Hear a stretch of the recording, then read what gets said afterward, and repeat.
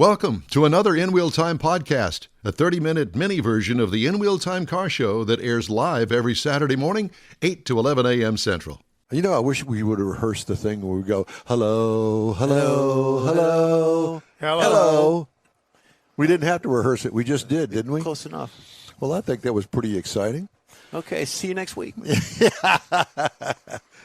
everybody. Good morning to you. We're getting ready to go. How about you? Let's all go together, shall we? All right. Here we go.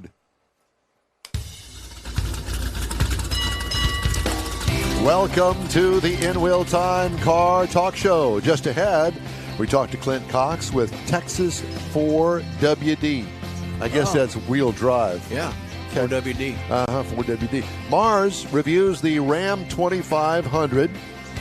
Plus, we'll have the events calendar. Later, we'll talk to Richard Tomlin about the PRI show and the SCCA race coming to MSR Houston. And we'll have a look, of course, as we always do, at stories making automotive news headlines today. Howdy, along with Mike out of this world Mars, my twin brother in the black shirt. Oh, gosh. The return of His Highness. And ladies and gentlemen, King Conrad DeLon. Glad to be back. We need more Jeff Zekin with his Cadillac shirt. Oh, absolutely. And I'm Buzz Lightyear. Glad you could join us. Thank you for joining us. But you're not a fan of electric cars.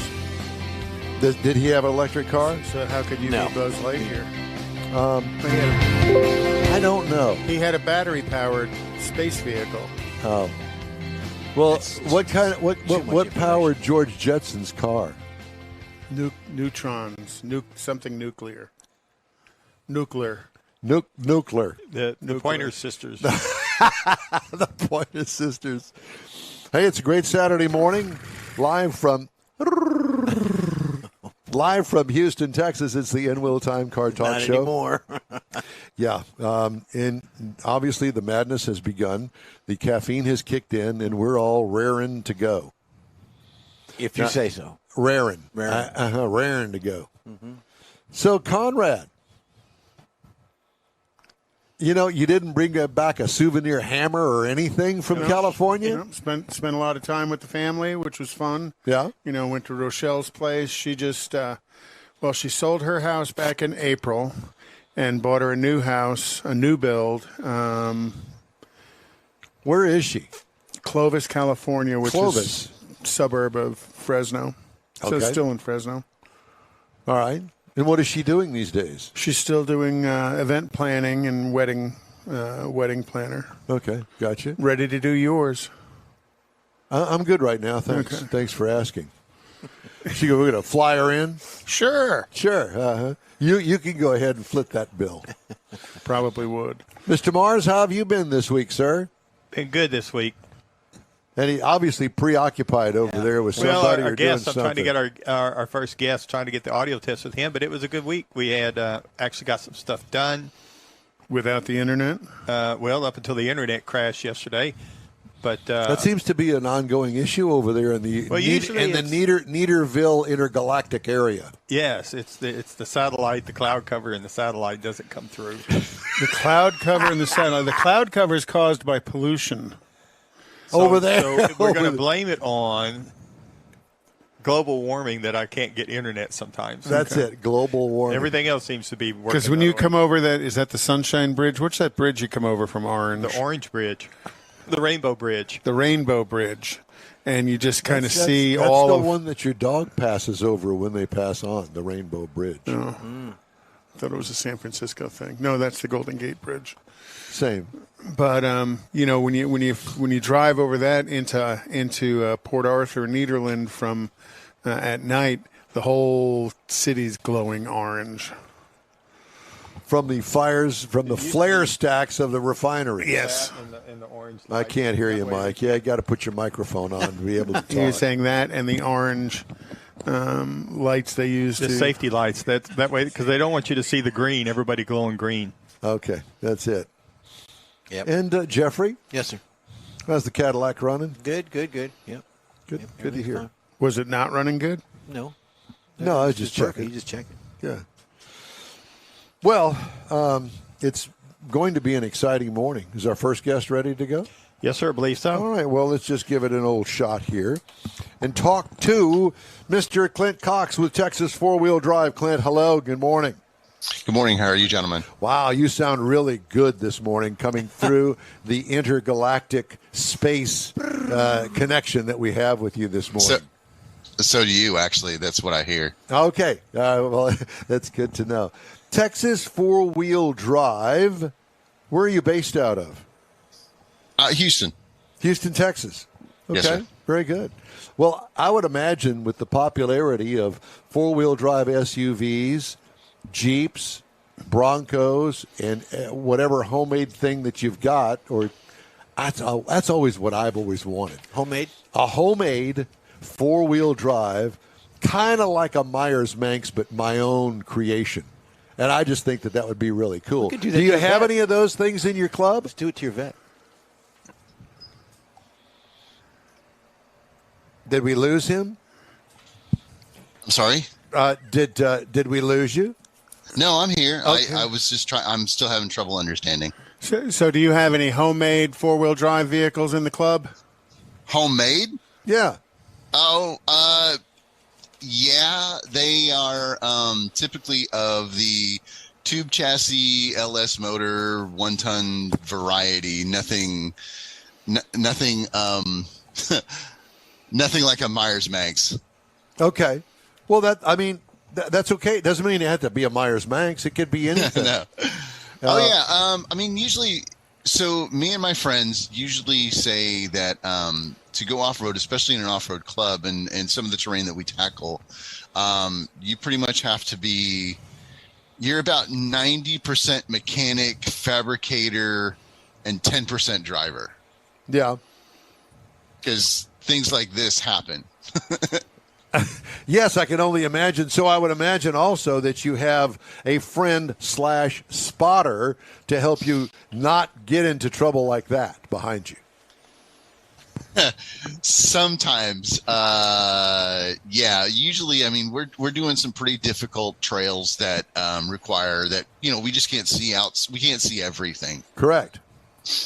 So I know from my little experience that I have when I was given the opportunity to drive, for instance, a Jeep Wrangler, 4-wheel drive, had all the gearing, the correct stuff to get over. were you out in San Antonio? Near the San Antonio area, Kennedy Ranch to be specific. You really got to be on your game. Speed is not your friend. And No. you got to really point the wheels in the direction that you want to go and look to make sure it's not going to slip off of some rock and have you going sideways down the hill. Or slip off of a rock and puncture a tire or pop a bead? Yeah. So, I mean, there's a lot to it. It's tons of fun and very challenging depending on the course. It can be, yeah. Yeah. So where do you guys go? So we go all over. So Texas is private. 97% of Texas is privately owned. So there's not like BLM land like Utah, Colorado, stuff like that. So we end up going to actual private parks that people develop throughout the state. Huh. Where do you go around Houston? I'm sorry? Where do you go around Houston? You don't. Ah. Okay. Good. That's it. You have to travel somewhere, clearly. And do you trailer or do you drive to the locations? No, Both. that thing gets trailered everywhere it goes. Yeah. Well, that's understandable. Well, with the gear ratio, I'm sure you want a trailer, something like that. Yeah. It'd be expensive. Unless to you drive could get there at 35 miles an hour. at Well, wide no, open actually, throttle.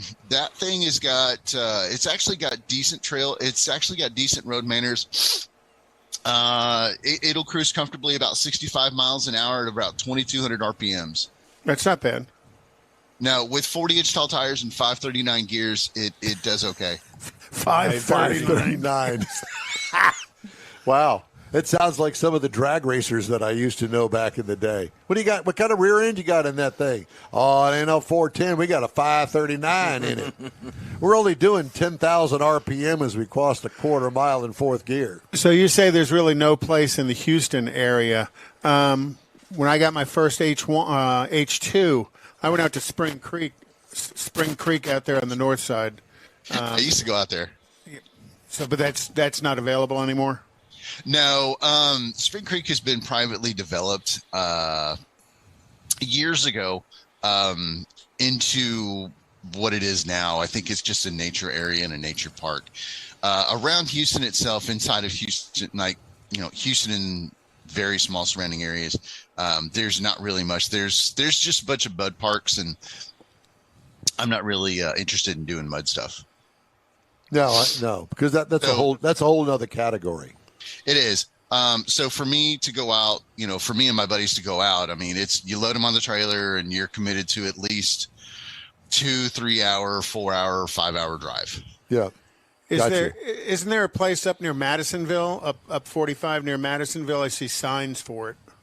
Is that not something you guys would go to? That is another flatland mud park.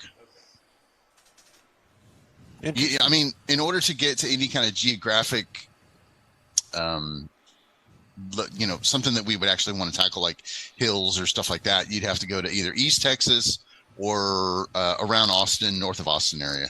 Like, isn't there a park over there by Marble Falls somewhere? Hidden Falls. Hidden Falls. Okay. We've been to Hidden Falls. That particular picture was taken at an off-road park that is a private, only open 6 times a year, located outside of Llano. And when you say private, generally, I'm assuming that there's a fee to get on property. Mm-hmm. Correct. What are those fees kind of average as you? Usually they average about $25 to $35 a day. That's not bad. That's not bad. Yeah. Yeah, I was waiting for you to say $35 an hour. Or, 100 for the day. Yeah, 100 for the day. Okay, so let's talk about some of the vehicles. What's the most popular vehicle? I think I know what the answer to this is. The most popular vehicle in your club? It's a 4-letter word, and it's not a Ford. Yeah, I got that. And I assume that the second word in that is Wrangler. Yeah. I was thinking Yugo. Yeah. That. Oh, I'm sorry. I forgot the Yugo. My other question to you, do you have anybody that's got a Bronco yet, a new Bronco? I'm sorry? Do you have anyone that has a Bronco in your organization? One of the new Broncos. That was completely garbage. I do apologize. One of the new Ford Broncos. Oh, Ford Bronco. Yeah, I mean, we haven't had any. We've had a couple come out, but they're so expensive these days, and so expensive to modify that there's not really a whole lot of people that are building them, into legit dedicated rock crawlers. But that's okay. I mean, with Texas 4-wheel drive, we honestly want everyone to come out and everyone to experience being outdoors, being away from the city for a while. Well, I have to tell you that a couple of weeks ago, I had the opportunity to drive the brand new Ford Bronco Raptor. That is an awesome vehicle, and I can only imagine from the factory, this thing is a factory-made rock crawler, if that's what you want to do with it. It was an awesome vehicle with the twin turbocharged V6 in it. This one had an automatic transmission in it. It worked wonderfully. Paddle shifted. I mean, everything that you could possibly want. It was expensive. But doesn't that defeat the purpose of rock crawling? Paddle shifters, high horsepower, Hey, blah, blah, blah. Comfort. It depends on what you want, I think. Because I think, with Clint here, that they're kind of getting back to the basics of the vehicle versus the terrain. Well, I mean, I would think that traditionally you're correct in the fact that it would be a manual transmission. However, that goes hand in hand with why aren't Corvettes offered in manual transmissions anymore? Because the automatic transmissions have gotten to the point where they're really efficient. And I would imagine the same thing holds true in four-wheel drive. Yeah. Well, that Jeep is a manual, but the most of the guys out there are wheeling. They've converted to automatics.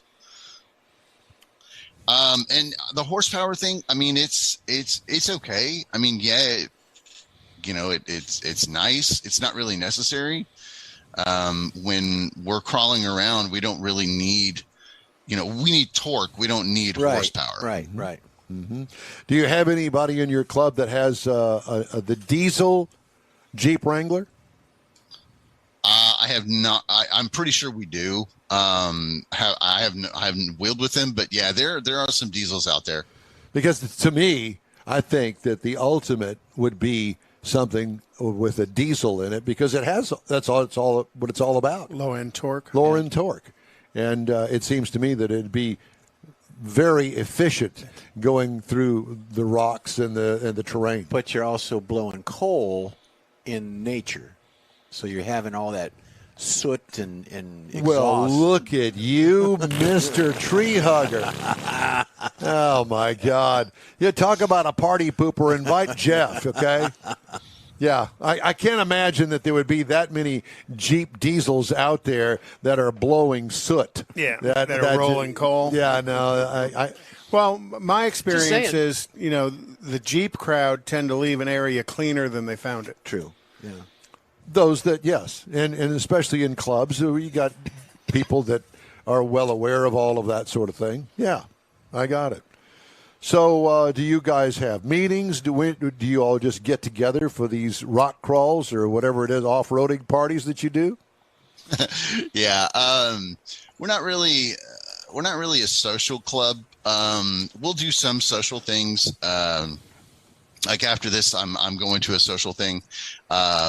But the most of the time, Texas 4-wheel drive has always been, and I was as well as probably always will be, a wheeling organization, mostly just to provide and facilitate events just for you to get out and enjoy what the sport that is.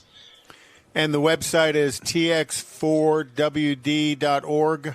Yes, sir. Okay. TX4wd.org. And it pops up more as a forum than it is a informational website. Is that correct?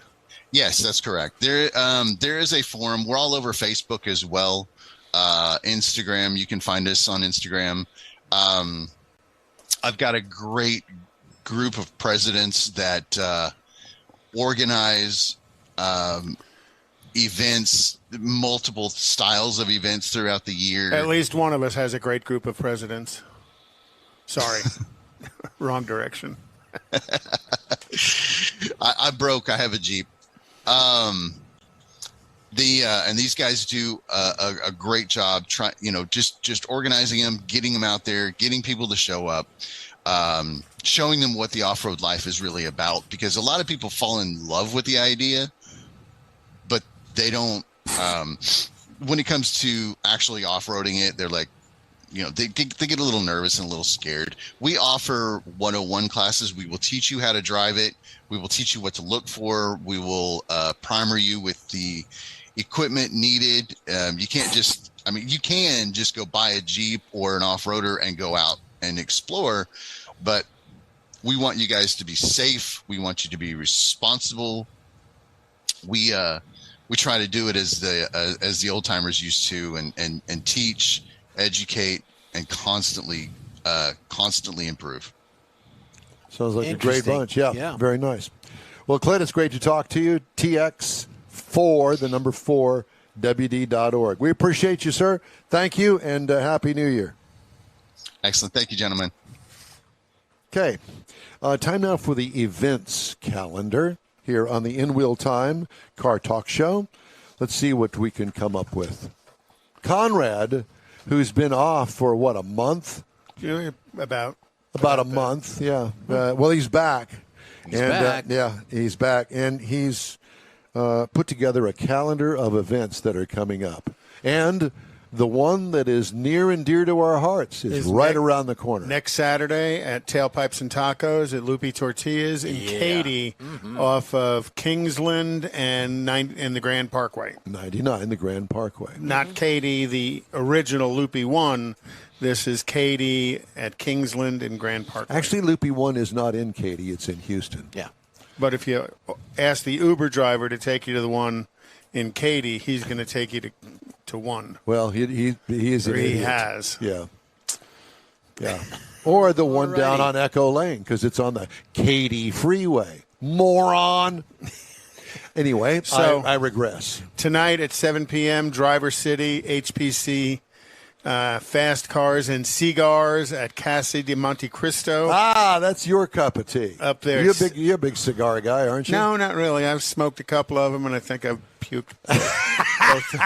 That's me. We talking about cigars? Yeah. 6608 FM 1960 in Houston. It's free. It's just a free cruise in. Also tonight, and this starts at noon, is the Christmas Car Show and Cruise at 1255 North Main in Vidor, Texas, out there in Yeehaw. in Mars's Mars. territory. That's when Mars goes out on a Saturday night. It goes over to Vidor. And then there's a $10 charge, and that all goes to Christmas toys for charity.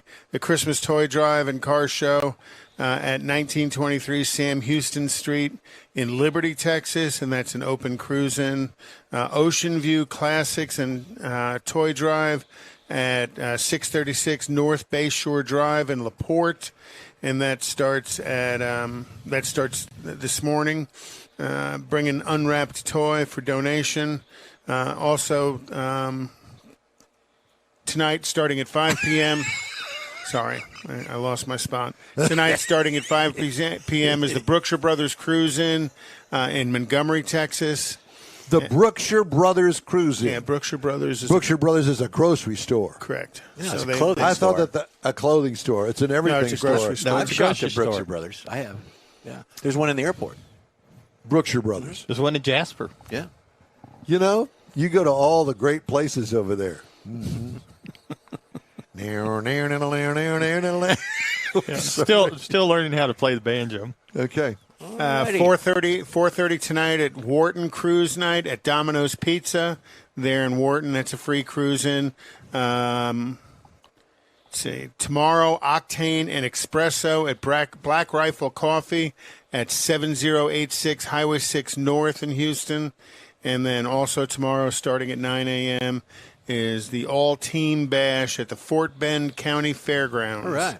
At 4310. The all-teen bash. Team, T-E-A-M. Oh, team. Yeah, Oh, I don't know that I would want to go to an all-teen bash with a bunch of high-horsepower cars. That wouldn't end well. It would not. But it'd be on YouTube Yeah, I was somewhere. gonna say, Somewhere YouTube. immediately and YouTube. live. Watch this And then knucklehead also crash. tomorrow, starting at 8 a.m., is Trucks and Coffee end-of-year benefit meet at 901 Yorkchester Drive, Houston, Texas. I wonder if I showed Yay. up in the Corvette that they'd let me in there, the truck. It's a free show. Go.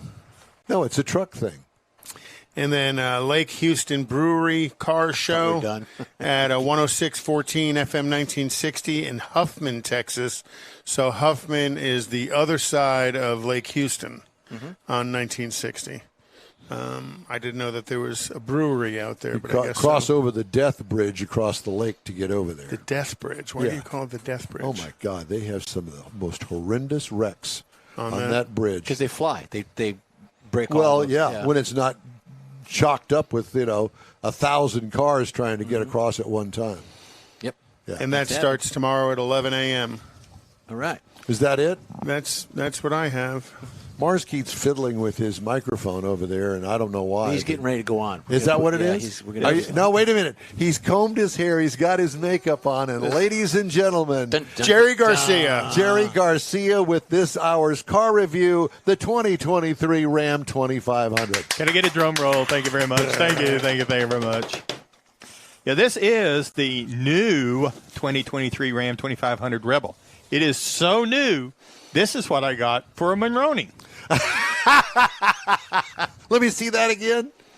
What kind of Monroney It's packed is that? full of information. Chocked full. Yeah. Looks like a Houston Texans ticket. It's about that size, about too. as valuable. Loser. So, it is a full-size heavy-duty truck, crew cab, and it kind of positions in the lineup between the Laramie and the Power Wagon as far as the trim level and the features that it gets. Honest to God, I did not know that now they've transferred all of the different trim levels to the heavy-duty side, because it used to be heavy-duty. Work truck, that was it. That's it. Yeah, no, but they've become so popular as far as You mean the Rebel has? well, the heavy duty in the Ford F-250. I mean, across That's all what the I see, too. OEMs Yep. is the heavy duties because of the towing capability and all that stuff from the guy that actually uses it. But the guys that jack them up, the 2500 series, the suspension's better for that than the 1500. Well, they want Well, the I think it's comfort. cheaper to high-rise a 2500 than it is Yeah, a and it holds up better. 150. It really they want does. the comfort and all the luxury means in that as well. Right. If you're going to spend that kind of axle money. and all that stuff. Yeah. So again, this particular vehicle is new for 2023. It's very much like a Power Wagon as far as the styling cues that go on it. So, but it's got different badging, special badging, a few other things. It's got the sport power hood. It's got LED lighting around it, including inside the bed, and where it's got the cargo tie downs. We had the trifold tonneau cover that was on it. That's an option. We had the optional Warn wrench that's capable of 12,000 pounds. He said the Warren winch. Warn Wrench. Warn. Warren. Winch, not winch. Winch.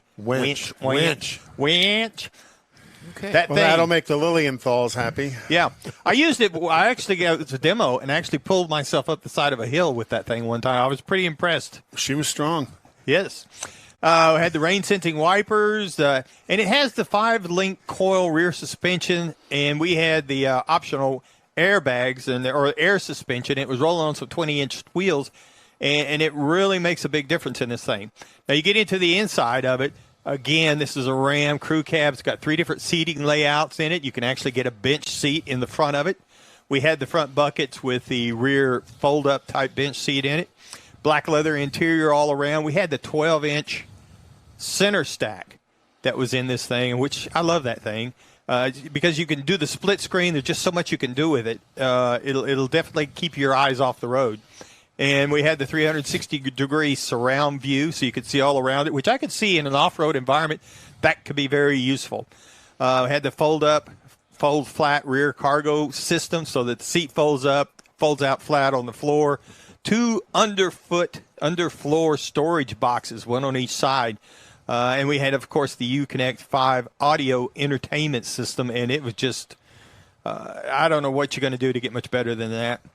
And we also had the 12-inch digital gauge layout for the driver's area, and you could kind of reconfigure that to 2 or 3 different things. And we had the digital rearview mirror to see behind us and everything. So we were loaded. Up under the hood, we had the 6.4-liter Hemi. There is an optional 6.7 Cummins that you can get. We had 410 horsepower, 429 pound-feet of torque with the Hemi, 8-speed automatic transmission, tow rating of 16,870 pounds. That is a load. It'll haul 3,000 pounds. So, I mean, this thing is loaded up. Now, of course, it's 3/4 ton. They don't really do fuel mileage stuff for that. What did you get? And so what I got across the 210 miles was 14.5 miles per gallon average. Sorry. In town was a lot worse than that, or less, let me put it that way. But it's got plenty of power. That's why it can haul and tow 16,000 pounds. As far as out on the road riding it, it's got the Bilstein shocks on it with the multi-link suspension and the air suspension, so it rides quite nice.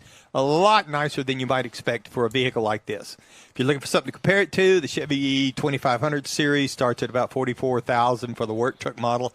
The Ford F-250, it starts at $45,000 plus, and the Ram 2500 base is actually $44,600. But you want to get into the Rebel, the base on it's 68, or the 2500 Rebel series is $68,840, and the MSRP on ours as tested was $80,065. So obviously there was some additional options on this truck that weren't reflected on this $12,000.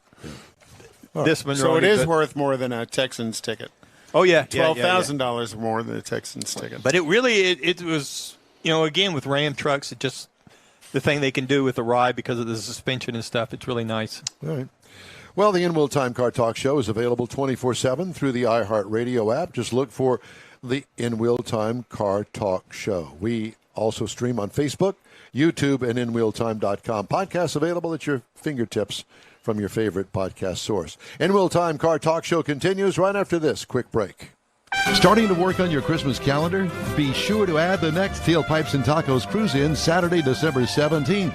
You'll want to attend Tailpipes and Tacos Christmas Edition at the Loopy Tortilla in Katy, 8 to 11 a.m. It's the only place cruisers compete for Loopy's Chili Pepper trophies and other prizes. There's no charge to enter your vehicle for Best Hot Rod, Best Classic, or Best Modern Classic. Tailpipes and Tacos is Houston's coolest and most unique cruise-in and is your opportunity to see the best hot rods, show cars, classics, and resto mods. And get Loopy Tortilla breakfast tacos with adult beverages. There's no entry fee and cars will automatically compete for those much sought-after custom Loopy trophies and other prizes. It happens at the Loopy Tortilla Tex-Mex in Katy on the Grand Parkway at Kingsland Boulevard, just south of I-10. It's the Tailpipes and Tacos Christmas Edition, Saturday, December 17th. The In-Wheel Time Car Talk Show will be there too. Celebrate the Christmas season with friends and family at Tailpipes and Tacos. Saturday morning, December 17th, 8 to 11. We'll see you then, weather permitting. That's it for this podcast episode of the In-Wheel Time Car Show. I'm Don Armstrong, inviting you to join us for our live show every Saturday morning, 8 to 11 a.m. Central on Facebook, YouTube, Twitch, and our InWheelTime.com website. Podcasts are available on Apple Podcasts, Spotify, Stitcher, iHeart Podcast, Podcast Addict, TuneIn, Pandora, and Amazon Music. Keep listening, and we'll see you soon.